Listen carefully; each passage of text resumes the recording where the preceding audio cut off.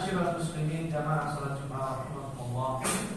Bersyukur kepada Allah Subhanahu wa taala, Zat yang Maha Pemurah dan memberi kesempatan kepada hamba-hambanya, Zat yang senantiasa menebar harapan kebaikan bagi siapa saja.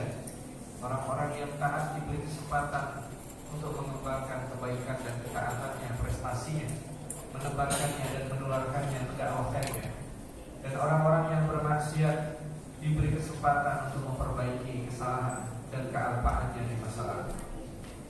Maka marilah di kesempatan yang baik ini khatib mengajak kepada diri sendiri dan kita semua untuk senantiasa menjemput harapan yang Allah berikan, menjemput peluang kebaikan yang Allah berikan setiap saat, terkhusus jelang datangnya bulan Ramadan, bulan yang Allah istimewakan dari bulan-bulan yang lainnya, menjadi satu-satunya bulan yang definitif disebut di dalam Al-Quran.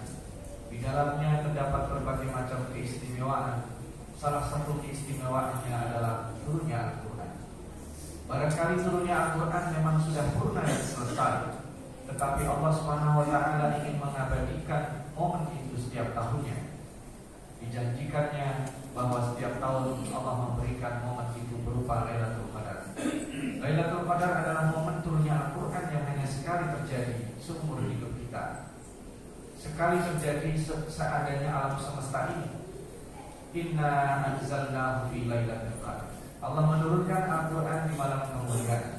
Inna anzalnahu fi Lailatul Mubarakah. Allah menurunkan Al-Quran di malam yang penuh berkah itu.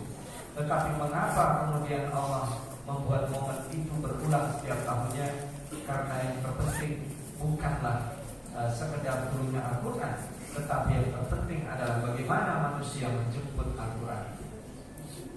Hadirin jamaah sholat Jumat rahimani wa rahimakumullah, turunnya Al-Quran sudah usai, tetapi manusia dalam respon Al-Quran itu yang akan dihisab oleh Allah.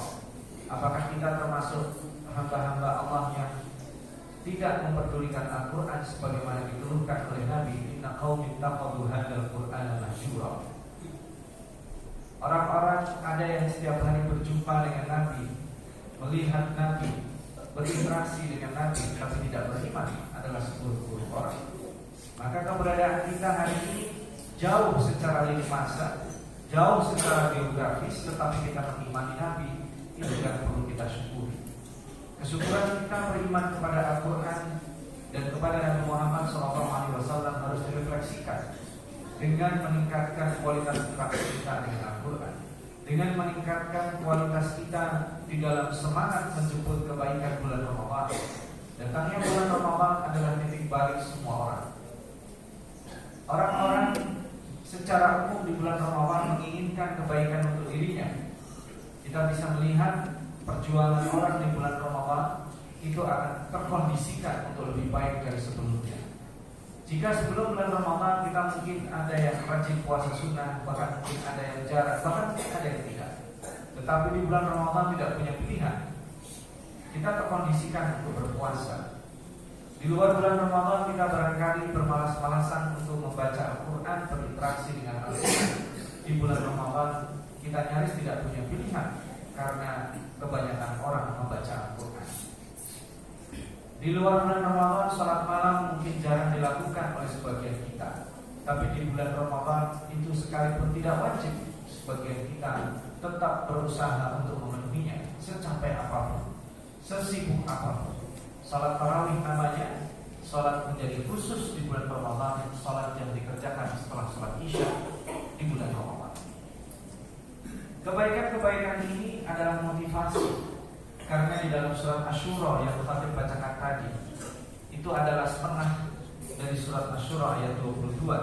Sebelumnya Allah menggambarkan para zalimina musyfiqina wa huwa waqi'un. Orang-orang zalim itu nanti di hari kiamat ketakutan mereka betul-betul menjadi nyata. Ketakutan yang nyata beda dengan kekhawatiran yang tidak terjadi atau kekhawatiran yang belum terjadi.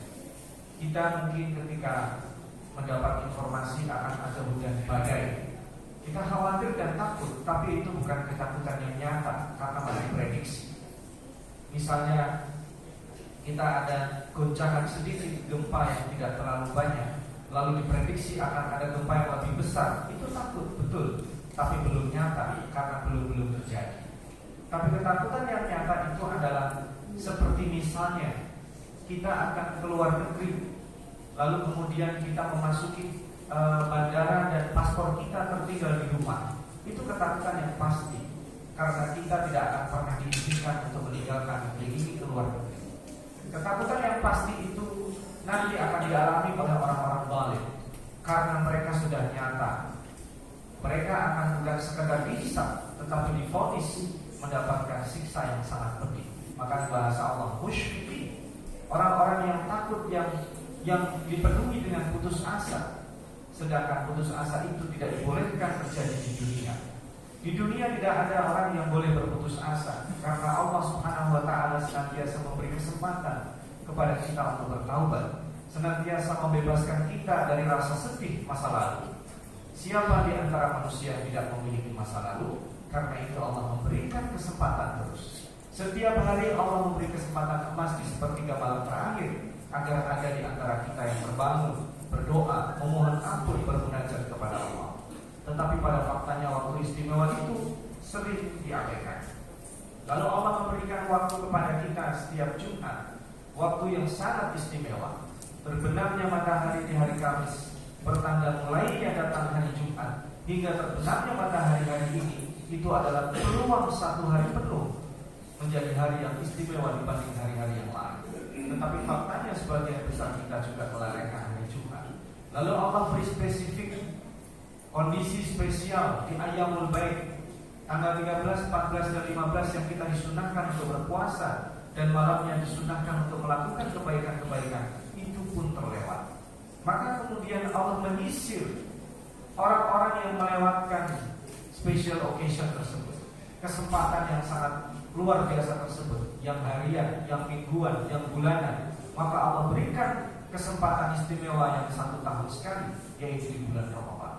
Jika kita mau menggunakan ini, kata Allah di bulan surat Asy-Syura tadi, walladzina amanu wa 'amilus shalihat, kita termotivasi. Kata Allah, fi raudhatil jannah. Ini satu-satunya redaksi di dalam Al-Qur'an yang dua-duanya menggunakan bentuk plural. Raudhah secara bahasa berarti taman, jannah secara bahasa juga berarti sama dengan itu. Lalu mengapa Allah menggabungkan redaksi ini dalam surat Asy-Syura? Raudhatil jannah. Ini adalah tidak lain supaya kita termotivasi untuk menggapainya. Bagaimana nanti gambaran kita? Apa bedanya raudhah dengan jannah? Raudhah itu adalah taman-taman yang indah, taman-taman yang sangat memukau, taman-taman dengan desain yang sangat luar biasa. Dan jannah itu adalah sesuatu yang orang kalau ada di dalamnya tidak terlihat. Karena susunan jim dan nun dalam bahasa Arab itu adalah sesuatu yang tidak terlihat. Jin, al-jinnu tidak terlihat, janin tidak terlihat, junun fungsi akalnya tidak berfungsi. Maka jannah adalah kebun yang sangat lebat. Maka orang-orang nanti akan diberikan setiap person, bukan setiap keluarga. Itu kebun yang sangat luas dan lebat, yang kalau kita di dalamnya tidak terlihat. Tetapi nanti di dalam kebun-kebun itu selalu ada raudhah. Raudhah itu ada taman yang khusus, yang kita berhenti di situ, bercengkrama dengan keluarga kita. Dan raudhah itu adalah taman yang istimewa. Barangkali bisa divisualisasikan bagi orang-orang yang ada di Asia, mungkin penasaran bagaimana sih pertamanan di Eropa Barat, Eropa Timur, di Afrika, di Amerika Selatan, Amerika Utara, Amerika Tengah. Dan orang-orang nanti akan diberikan raudhah, macam-macam taman. Dia mungkin akan merequest bagaimana taman itu berbentuk seperti A, seperti B. Lahum ma yasha'una inda rabbihim. Mereka akan diberikan sesuatu yang limitless, yang dikatakan di ayat berikutnya, di ayat 23, yubasyir. Allah senantiasa memberi kabar gembira dalam bentuk fi'il mudhari'. Dalam bahasa Arab fi'il mudhari' itu fungsinya tajaddud, diberikan kejutan-kejutan kebaikan. Kalau di dunia, kebaikan-kebaikan yang diberikan umumnya terbaca. Orang mungkin akan memberi kejutan hadiah kepada kita, umumnya kita bisa memperkirakan. Tetapi Allah memberikan kejutan yang tidak pernah bisa kita membaca. Yubasyir, Allah memberikan ibadahul ladzina amanu wa 'amilus shalihat, diberikan kabar gembira setiap hari. Sekalipun dia berada di dalam raudhatil jannah, lahum ma yasha'una 'inda rabbihim, mereka tidak akan pernah terpuaskan karena keinginan-keinginan mereka senantiasa akan dipenuhi oleh Allah Subhanahu wa taala, bahkan di luar ekspektasi mereka, jauh di atas ekspektasi mereka, jauh di bayangan mereka, karena mereka tidak sanggup membayangkan apa yang akan didapatkan di surga Allah Subhanahu wa taala. Dan itu kuncinya satu. Kuncinya adalah walladzina amanu, kita beriman. Kita termotivasi akan datangnya masa depan yang pasti. Orang-orang yang hanya menikmati masa sekarang, ketergesa-gesaannya, mereka digambarkan dalam surat Al-Insan, bal yuhibbunal 'ajilah wa tadharunal akhirah. Mereka itu sangat menyukai al-ajilah, segala sesuatu yang tergesa-gesa. Manusia menginginkan sesuatu ingin dipenuhi saat itu juga. Karena itulah walladzina amanu, keimanan ini menjadi dasar setiap kita. Jika kita beriman, masa depan itu adalah masa depan yang betul-betul terjadi, maka kita akan sanggup melaksanakan itu dengan mudah. Cobalah ketika ayat puasa ini dibunyikan, ya ayyuhalladzina amanu. Kenapa Allah memanggil amanu saja? Karena hanya orang beriman saja yang akan sanggup berpuasa. Ya ayyuhalladzina amanu kutiba 'alaikumusiyam. Kenapa Allah katakan kutiba 'alaikumusiyam? Karena kutiba 'alal ladzina min qablikum, agar supaya kita merasa bersamai banyak orang. Bukan hanya orang yang sezaman dengan kita. Yang berpuasa adalah umat-umat terdahulu sebelum kita. Semua orang sebelum kita diwajibkan puasa. Itu akan ada efek bahwa yang kita kerjakan tidak berat. Ketika kita diangkat sebagai pejabat, maka kita merasa sebelum saya sudah ada yang menjabat di posisi ini. Ketika kita diberikan amanah, kala kutiba alal ladzina min qablikum, sebelum saya, sebelum kita sudah ada orang-orang yang diberi takdir berpuasa, maka itu akan membuat kita ringan di dalam berbuat. Dan Allah sebutkan ayyaman ma'dudat, hanya hari-hari sedikit. Kita berpuasa 1 bulan penuh, tapi Allah menyebutnya ayyam, hari-hari yang sedikit, hari-hari yang dihitung, hari-hari yang bisa terlihat. Karena bulan Ramadan itu pasti akan cepat berlalu. Dan sungguh merugi, kata Rasulullah SAW. Beliau bersabda sampai 3 kali. Rugi. Siapa ya Rasulullah? Man adraka Ramadan wa lam yughfar lahu. Orang yang didatangi bulan Ramadan, orang yang menjumpai bulan Ramadan dan dia tidak diampuni, artinya dia betul-betul tidak menyiapkan. Jika kita ingin ke tempat yang diistimewakan Allah seperti Masjidil Haram atau Masjid Nabawi, perlu dana, perlu waktu, perlu kesehatan, perlu kesempatan. Tapi jika bulan Ramadan adalah waktu yang istimewa, maka dia akan mendatangi semua orang, yang taat, yang maksiat, yang malas, yang rajin, yang giat, yang cuek, semua didatangi bulan Ramadan. Maka mudah-mudahan kita berdoa kesempatan yang Allah berikan itu menjadi motivasi kita untuk lebih baik lagi, dimudahkan kita untuk terus memperbaiki agar tercipta lingkungan yang betul-betul terkondisikan untuk mudah melakukan ketaatan, meninggalkan kemungkaran, dan dijauhkan kita dari azab Allah baik di dunia maupun di akhirat. Aqulu qawli hadza ja'alana Allahu wa iyyakum minal ladzina yastami'una al-qawla fayattabi'una ahsana. Barakallahu li wa lakum fil Qur'anil karim wa nafa'ani wa iyyakum minal ayati wa dzikril hakim. Astaghfirullahal azim wa lakum wa lisairil mu'minin istaghfiruhu innahu huwal ghafurur rahim. Alhamdulillah alladzi amarna bil taqwa wal istiqamah wa nahaa 'anil furqati wal khiyanah.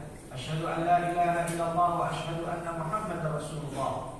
Yaqulul Maula 'azza wa jalla fi muhkami tanzilih. A'udzu billahi minasy syaithanir rajim. Ya ayyuhalladzina amanu taqullaha haqqa tuqatih wa la tamutunna illa wa antum muslimun. Wa yaqulu fi ayatin ukhra innallaha wa malaikatahu yusalluna 'alan nabi. Ya ayyuhalladzina amanu sallu 'alaihi wa sallimu taslima. Allahumma salli wa sallim wa barik ala Muhammad wa ala ali Muhammad kama shallaita wa barakta ala Ibrahim wa ala ali Ibrahim fil 'alamin innaka Hamidum Majid. Allahumma ighfir li jami'il muslimina wal muslimat wal mu'minina wal mu'minat wal ahya'i wal amwat innaka sami'un qaribun mujibud da'wat. Allahumma ij'al jam'ana hadha jam'an marhuma wa tafarruqana min ba'dihi tafarruqan ma'suma wa la taj'al fina wa la minna shaqiyyan wa la mahruman.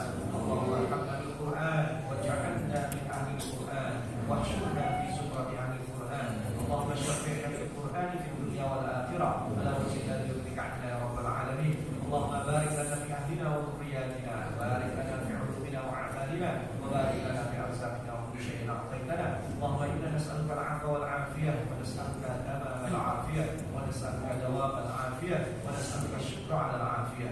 اللهم بارك لنا في هذا الشهر شهر شعبان. اللهم بلغنا رمضان. اللهم بلغنا رمضان. اللهم بلغنا رمضان. اللهم إنك عفو تحب العفو فاعف عنا يا كريم. ربنا آتنا في الدنيا حسنة وفي الآخرة حسنة وقنا عذاب النار. عباد الله إن الله